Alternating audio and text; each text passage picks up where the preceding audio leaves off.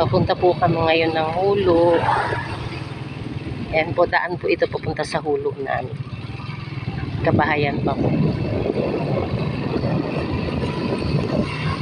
Mahaba-haba po biyahe. Nakamotor po kami papunta doon. Pero siguro po mga 30 minutes. 30 pa. Mga 30 minutes. Siguro po nandun na kami.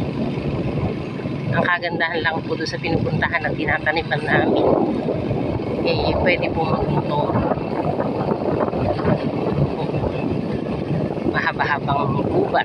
Pero dito po sa banda rito may mga bahay.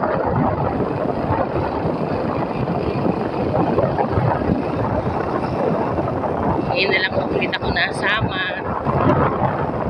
Pero yung asawa ko madalas dito.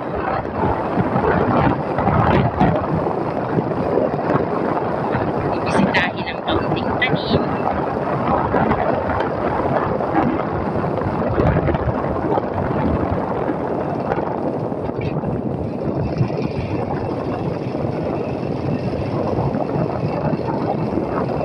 Masarap lang pong mag-rides dahil tahimik, konti-konti lang ang dumadaan, tapos yun nga asfaltado naman po yung daan.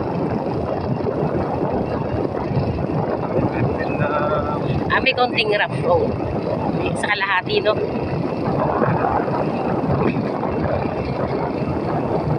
Yan po, meron din may mga may-ari niyan, isagingan, sari, buhat, nasoy. Oops, maputik. May putik din. Ito na, rough na. Malapit na tayo sa road.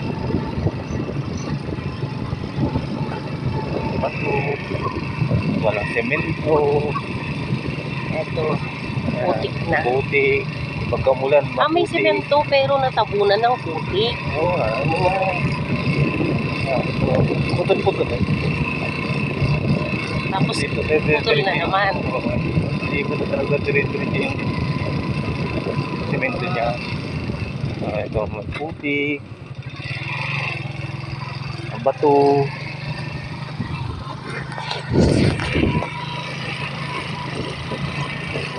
Kapag umulan naman ay marindi naman ito lang. Sana wag umulan kasi pag uwi namin mamaya at umulan, madulas po yung daan. Kasi hindi naman siya diretsong sementado. Putol-putol yung daan na sementado. Kaya po to, rough na to, putik, saka mga bato.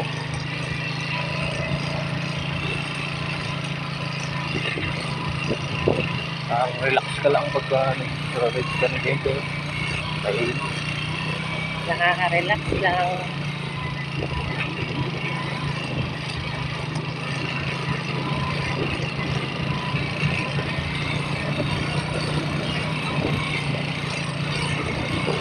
Ayan po, may mga salubong kami mo din.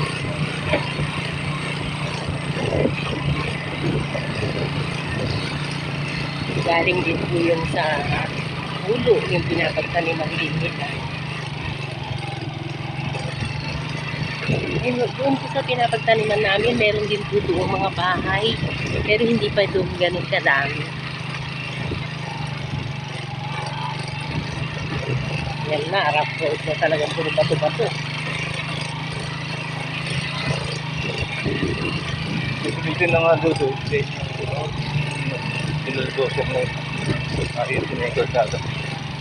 Pero po nakaplano na rin talagang isementado, kaya parang itong Hulo na tinatanim naman namin ay mukhang magiging residential din. Magiging parte na rin talaga ng isang baryo o sitio.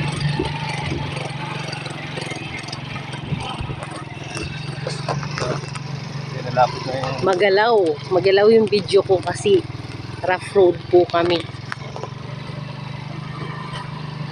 Pinuldoser naman po.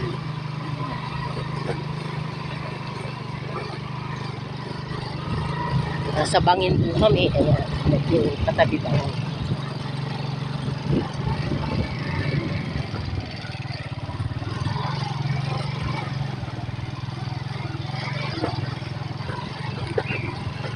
Yun muna po. Thank you for watching.